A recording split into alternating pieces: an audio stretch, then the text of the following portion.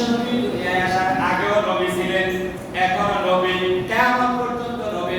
আসল রসল বিচার পয়সারা সর্বত্রই বিশ্বনবীর নবুয়ত হাল থাকবে। সুবহানাল্লাহ। আদম শফিউল্লাহ তিনি যখন জান্নাতে ছিলেন, লেখা ছিল জান্নাতের গেট লা ইলাহা ইল্লাল্লাহ মুহাম্মাদুর রাসূলুল্লাহ।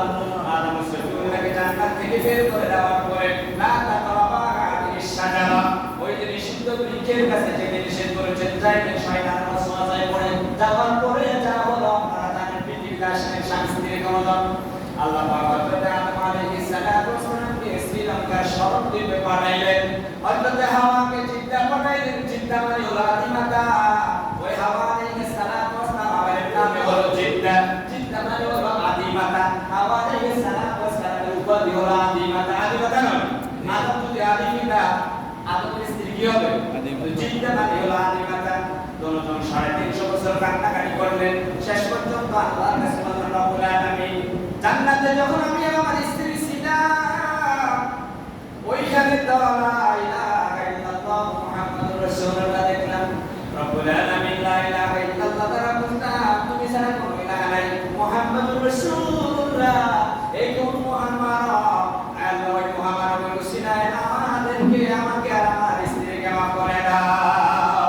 আমার আল্লাহ বলেন, ক্বালা রব্বানা যালামনা আনফুসানা ওয়া ইন লাম তাগফির লানা ওয়া তারহামনা লানাকুনান্না মিনাল খাসিরিন। আমাদের ময়দানে স্বামী স্ত্রী দুজন যখন আয়াতটা পড়লেন, আমার আল্লাহ রাব্বুল আলামিন বিশ্বনবীর শানে তাকে মাফ করে দিলেন। সুবহানাল্লাহ।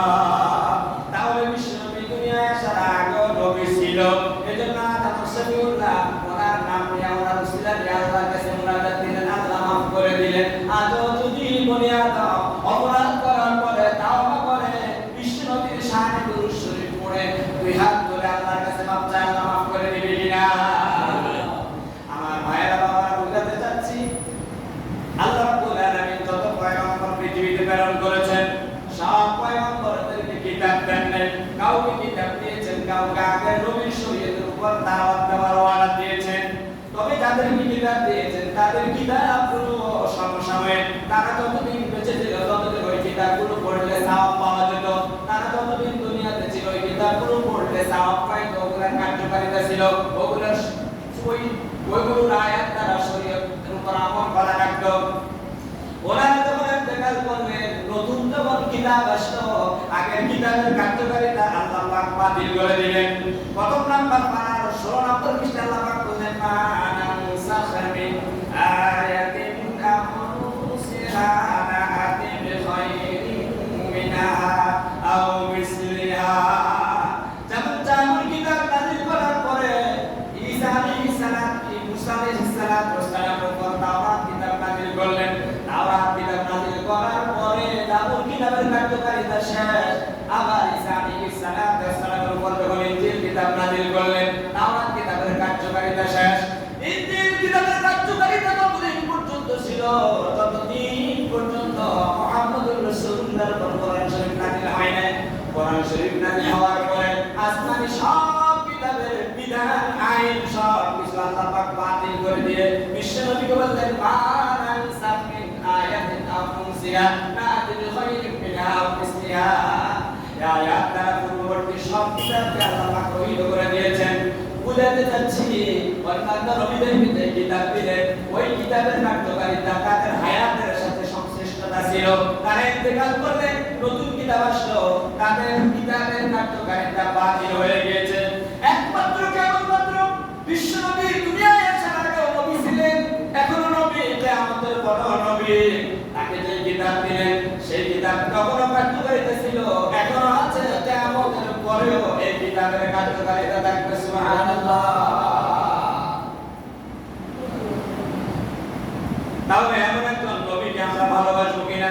আসুন আমি যে আয়াত নিয়ে আপনাদের সামনে আলোচনা শুরু করেছি, আল্লাহ রাব্বুল আলামিন বলেন, ও দুনিয়ার মানুষেরা, যদি আমি আল্লাহকে ভালোবাসিয়াই থাকো, আমার ভালোবাসা যদি পেতে চাও, তোমরা কাজ করবে একটা, আমি তোমাদেরকে পুরস্কার দেব 2টা। এটা দিয়ে শুরু করছি। আল্লাহ বলেন সূরা আলে ইমরানের 30 নম্বর আয়াতে কুল ইন কুনতুম তুহিব্বুনাল্লাহ ও নবী গোটা পৃথিবীর সব মানুষদেরকে জানিয়ে দিন যদি তোমরা আল্লাহর ভালোবাসা পেতে চাও একটা কাজ করবে কয়টা কাজ কে ওয়াটা দিবেন আল্লাহ যদি তোমরা আল্লাহর ভালোবাসা পেতে চাও একটা কাজ করবে ফাত্তাবিউনি আমার নবীকে অনুসরণ করিবা তাহলে দুইটা পুরস্কার পাইবা ইউহিব্বুকুমুল্লাহ আল্লাহ তোমাদেরকে ভালোবাসবেন আল্লাহ যখন তোমাদেরকে ভালোবাসা দিবেন আর তোমাদের আমল নামায় কোনো গুনাহ রাখবে না ওয়া ইয়াগফির লাকুম যুনুবাকুম আল্লাহ তোমাদের যাবতীয় সব অপরাধগুলো maaf করে দেবেন সুবহানাল্লাহ। তাহলে আমরা কি করতে হবে বিশ্বনবীকে অনুকরণ করতে হবে কি করতে হবে অনুকরণ করতে হবে অনুকরণ সম্পর্কে লম্বা একটা হাদিস শরীফ প্রিয় ভাইরা আমার বাবারা আমার ভালোবাসতে হবে বিশ্বনবীকে ভালোবাসতে হবে বিশ্বনবীকে অনুকরণ করতে হবে বিশ্বনবীর উপর ঈমান আনতে হবে ঈমান রাখতে হবে হযরত খুযাইমা রাদিয়াল্লাহু তাআলা আনহু একদিন মসজিদে নববীতে বসা ইন্টারনেটে একটা ইহুদি এসে বলল মুহাম্মদ গতকাল কামাত থেকে ক্রয় করেছেন ওদের টাকা তো দিলেন না বিশ্বনবীর চেহারা মলিন হয়ে গেল হযরত খুযাইমা পিছন থেকে দাঁড়িয়ে বলল ইয়া রাসূলুল্লাহ এই ইহুদি তো মিথ্যাবাদী আপনি তার ওদের টাকা পেমেন্ট দিয়ে দিলেন হুজুরের চেহারা আশ্চর্য হয়ে গেল ইহুদি মুখ মলিন করে চলে গেল হুজুর খুযাইমাকে ডাকলেন খুযাইমা রে আমি যখন মদিনা বাজার থেকে ক্রয় করে খুযাইমা তখন তো তুমি সেখানে উপস্থিত ছিলা না খুযাইমা রে আমাকে বলো কেমনে তুমি এত দৃঢ় বিশ্বাসী হয়ে আমি তার টাকা দিয়ে দিয়েছি খুযাইমা বলল ইয়া রাসূলুল্লাহ আপনি নবুয়তের দাওয়াত দেওয়ার আগে আমরা 360 মূর্তির পূজা করতাম আপনাকে 40 বছর আমরা পরীক্ষা করেছি কোনদিন মিথ্যে কথা বলেন নাই কারোর সাথে দুর্নীতি করেন নাই ওয়াদা খারাপ করেন নাই আপনি বলেছেন জান্নাত আছে দলিল চাই না বিশ্বাস করে নিয়েছেন আপনি বলেছেন না আপনারা দোস্তারা করতে চলবে না এক আল্লাহর গোলামি চলবে কোনো দলিল চাই না যেহেতু 40 বছর পর্যন্ত আপনার কাছে আমরা কোনো ডুপ্লিকেসির শিকার হয় নাই আপনি বলেছেন জাহান্নাম আছে কোনো দলিল চাই না বিশ্বাস করেছি আপনি বলেছেন সব কিছু স্রষ্টা আল্লাহ দলিল চাই না বিশ্বাস করেছি একজন ইহুদি থেকে ক্রয় করেছেন ইহুদি টাকা বাকি রাখবেন আপনার মতো নবী এটা আমি বিশ্বাস করতে পারি না আপনার কথাই যদি বড় বড় বিশাল বিশাল বিষয়গুলো যদি আমরা মেনে নিতে পারি জান্নাত জাহান্নাম আছে দলিল চাই না মেনে নিয়েছি সব